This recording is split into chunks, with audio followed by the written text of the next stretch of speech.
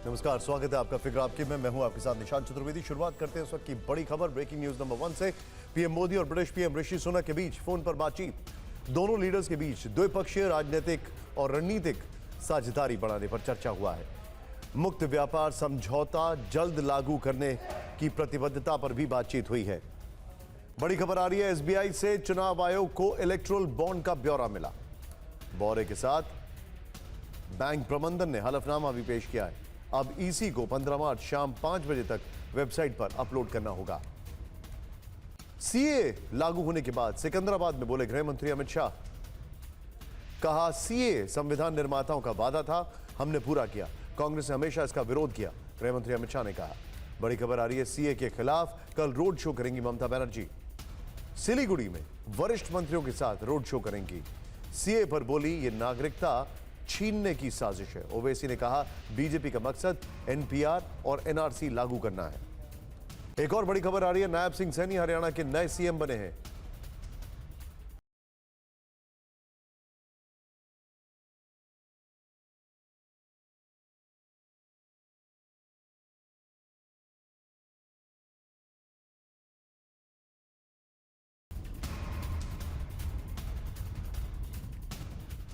BJP और JJP के बीच चुनाव से पहले गठबंधन टूटा।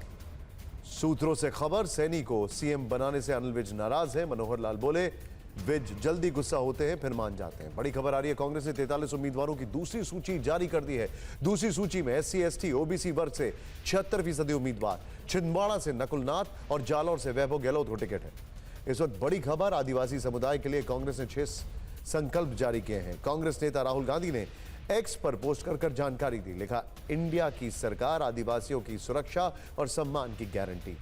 और यूपी में नए मंत्रियों के बीच विभागों का बंटवारा। ओम प्रकाश राजभर को पंचायती राज एवं अल्पसंख्यक कल्याण मंत्रालय, दारा सिंह को कारागार और सुनील शर्मा को आईटी और इलेक्ट्रॉनिक्स का प्रभार।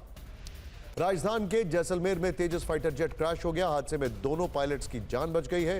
हादसे की जांच के लिए कोर्ट ऑफ इंक्वायरी के आदेश दे दिए गए हैं। इन सभी खबरों के साथ अब आपको बताते हैं कि कर्टन रेजर में कौन कौन सी वो खबरें हैं जो आपके लिए देखना जरूरी है। पहली खबर, प्रधानमंत्री मोदी आज पाकिस्तान बॉर्डर से सिर्फ 150 किलोमीटर दूर थे।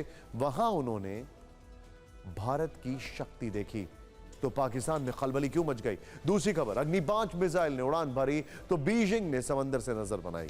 क्या चीन को भारत की अग्नि में जल जाने का डर है। तीसरी खबर जो हमारे पास है वो ये है कि हरियाणा में अब मनोहर सरकार नहीं सैनी सरकार। 24 घंटे में ऐसा क्या हुआ जो बीजेपी और जेजेपी गठबंधन टूट गया। चौथी खबर, बंगाल केरल सीएम दावा कर रहे हैं कि वो सीए लागू नहीं होने देंगे, लेकिन क्या उन्हें ऐसा करने का संवैधानिक अधिकार है। पांचवी खबर, कांग्रेस की दूसरी लिस्ट आई, कई दिग्गजों ने किनारा क्यों किया, बेटों को चुनावी मैदान में क्यों उतारा। फिक्र आपकी में पहली खबर, पोखरण में भारतीय सेना के स्वदेशी पराक्रम की। रक्षा क्षेत्र में आत्मनिर्भर वाली भारतीय शक्ति की हम बात कर रहे हैं। आज पीएम मोदी एशिया की सबसे बड़ी फील्ड फायरिंग रेंज पोखरण में मौजूद थे। प्रधानमंत्री के दौरे से 150 किलोमीटर दूर पाकिस्तान कैसे परेशान था, पहले उसका एक दृश्य देख लीजिए।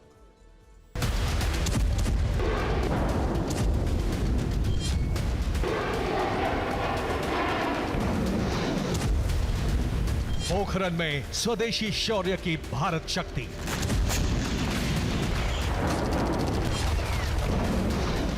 आत्मनिर्भर भारत वाली ताकत की झलक। स्वदेशी हथियार और तीनों सेनाओं का शौर्य। भारत में बने हथियारों का दुनिया ने देखा दम।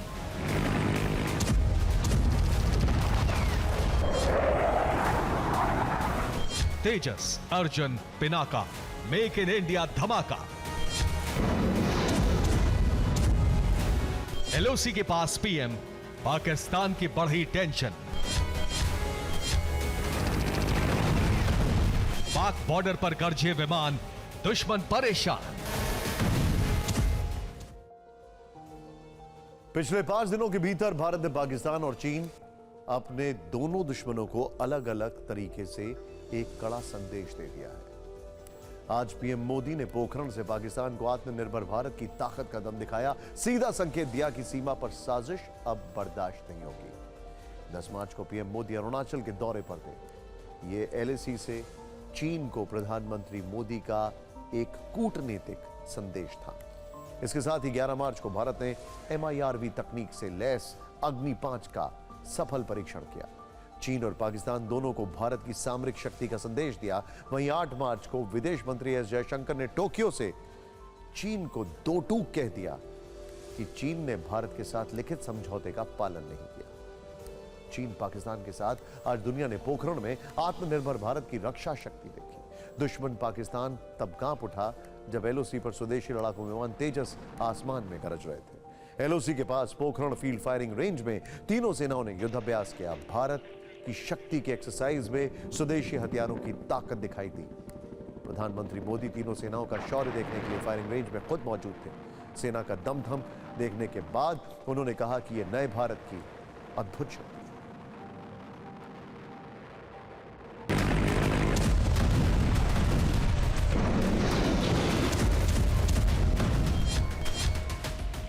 भारत शक्ति एक्सरसाइज भारत में बने हथियारों की ताकत का आक्रमणकारी प्रदर्शन है।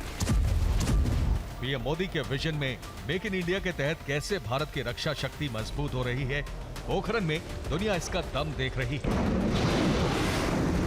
पीएम मोदी की मौजूदगी में स्वदेश निर्मित एयरक्राफ्ट तेजस मार्क 1 ने अपनी ताकत दिखाई। 2 तेजस विमानों ने आसमान में उड़ान भरी, पलक झपकते ही दुश्मन के टैंक कॉलम को तबाह कर दिया। युद्ध के मैदान में भारतीय वायुसेना के विमान कैसे इन्फेंट्री की मदद करते हैं, युद्धाभ्यास में इसका भी नजारा दिखा जब एयरक्राफ्ट ने लेजर गाइडेड बमों से प्रिसिशन स्ट्राइक करते हुए दुश्मन के फ्यूल टैंक और कमांड कंट्रोल को उड़ा दिया। भारतीय सेना के जवान कैसे दुश्मन के इलाके में जाकर ऑपरेशंस को अंजाम देते हैं, ये तस्वीर इसकी तस्दीक करती है। एक्सरसाइज में भारत में बना ध्रुव हेलीकॉप्टर भारतीय सेना के कमांडो को दुश्मनों के ठिकानों तक लेकर गया। जीप के साथ जवानों को एयरलिफ्ट कर दुश्मन के इलाकों में छोड़ा और वहां जवानों ने आतंकियों का खात्मा कर दिया। इस युद्धाभ्यास की खासियत इसमें शामिल भारतीय हथियार है, चाहे वो लाइट कॉम्बैट एयरक्राफ्ट तेजस हो, पिनाका रॉकेट लॉन्चर सिस्टम हो या फिर नाग मिसाइल। ये सब मेक इन इंडिया मिशन के तहत भारत में ही बनाए गए। भारत शक्ति देखकर पीएम मोदी ने कहा कि पोखरण स्वदेशीकरण से सशक्तिकरण का साक्षी बन रहा है।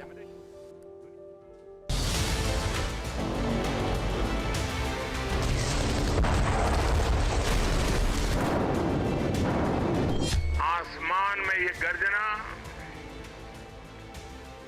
जमीन पर ये जांबाजी, चारों दिशाओं में गूंजता है विजय घोष। ये नए भारत का आह्वान है।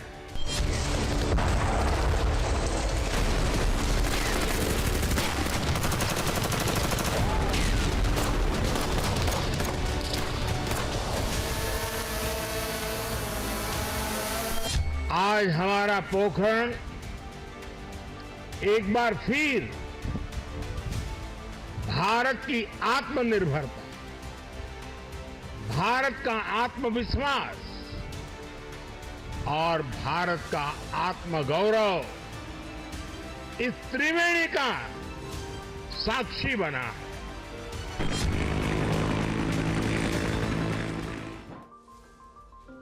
भारत शक्ति एक्सरसाइज में कौन कौन से बड़े स्वदेशी निर्मित हथियार शामिल हैं, अब जरा ये देखना चाहिए।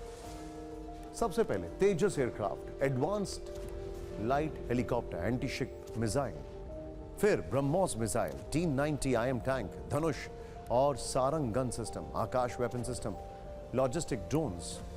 इसके अलावा युद्धाभ्यास में भारत में बने और भी कई हथियार प्रदर्शित किए गए।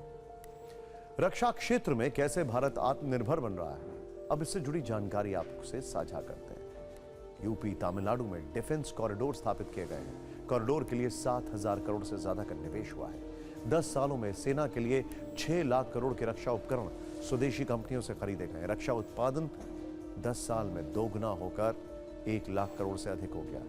2014 के मुकाबले डिफेंस एक्सपोर्ट 8 गुना से ज्यादा बढ़ा। 2023 में रक्षा से जुड़े 98% सौदे स्वदेशी कंपनियों को दिए गए। सेना की 175 में से 154 एम्युनिशन इन्वेंट्री स्वदेशी सोर्स से खरीदी गई है। सोचिए, एक वो दौर था जब बकायदा डिफेंस बजट में एलोकेशन होता था और डिफेंस डिपार्टमेंट को क्वार्टरली कुछ पैसा वापस करना होता था, उसका भी एक टारगेट सेट होता था। और अब प्रॉपर यूटिलाइजेशन किया जा रहा है, बल्कि एडवांस टेक्नोलॉजी की मदद ली जा रही है और आत्मनिर्भर बना जा रहा है।